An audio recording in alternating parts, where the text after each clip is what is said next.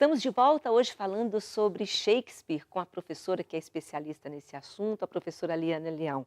Bom, eu terminei falando o seguinte, que nós íamos entender agora nesse bloco, eu quero tirar isso de você, por que Shakespeare é tão atual e porque é inadmissível alguém passar pela vida sem ler Shakespeare, não é? Verdade. Eu acho assim que pelo menos se a pessoa conseguir ler as 4 grandes tragédias, tá lido. E quais são as 4 grandes É. tragédias?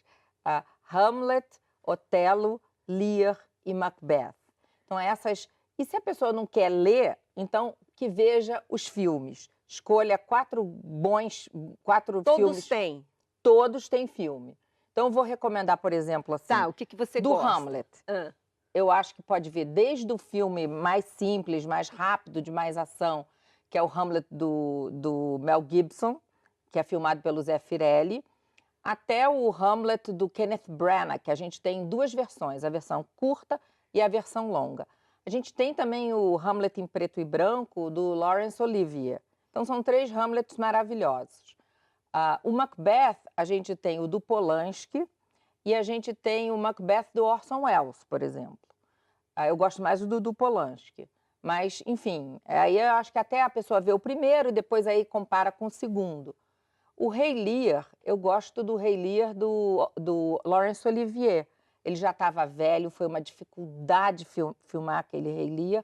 Todos esses que eu estou comentando são filmes que é fácil de encontrar numa locadora com Tá. legenda. E o Otelo, bom, a gente tem o Otelo do Kenneth Branagh, recente, e o Otelo do Orson Welles também. Então, todos esses aí são boas iniciações a Shakespeare. Talvez um pouco fora, fugindo disso, você gosta de Shakespeare apaixonado?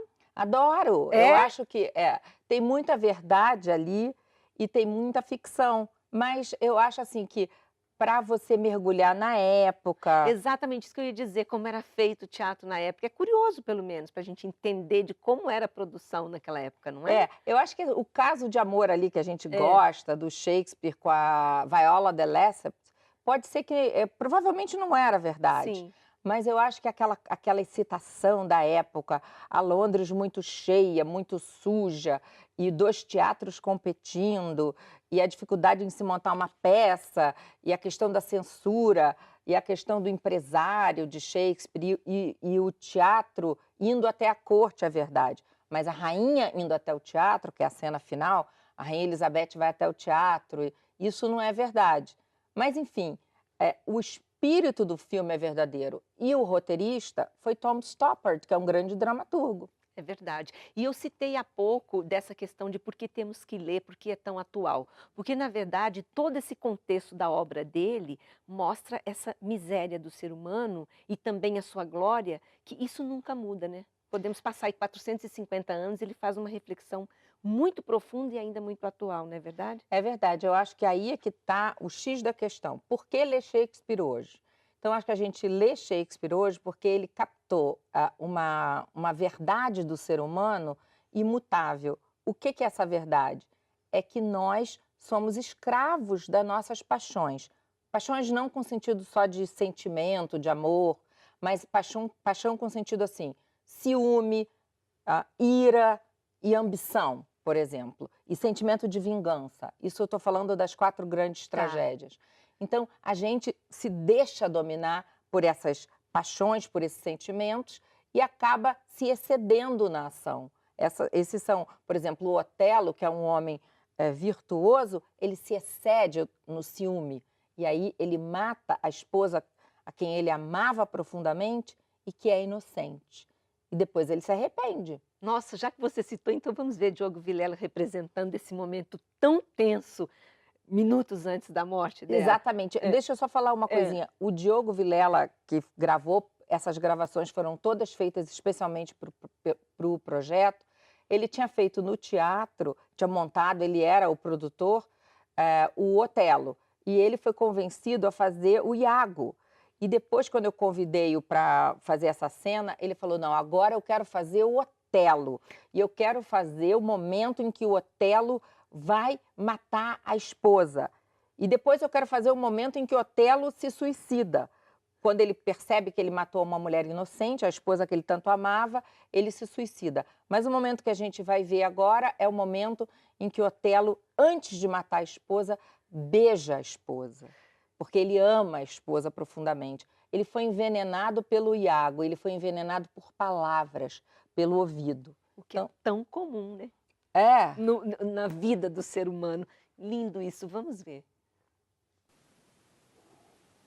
Se eu extinguir sua chama ardente, poderei restaurar sua luz primeira, caso eu me arrependa. Uma vez a sua luz apagada, exemplo de superação da natureza, nem o fogo de Prometeu pode reacendê-la. Após arrancar sua rosa, eu não posso plantá-la de volta, ficará seca. Mas hei de vestir as árvores com seu cheiro. Hálito suave. Quase convence a justiça a quebrar a sua espada. Este beijo. E mais esse.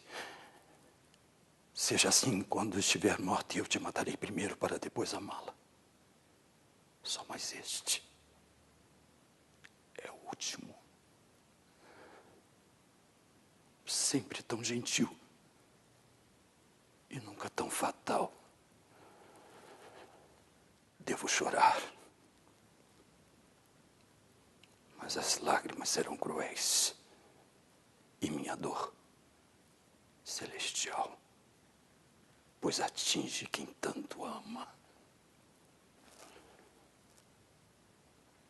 Ela desperta. Nossa, uma angústia em carne viva ali, hein? o Diogo, quando filmou, ele filmou várias vezes no estúdio da TV da UFPR e ele ficou tão emocionado que ele chegou a imagino. chorar.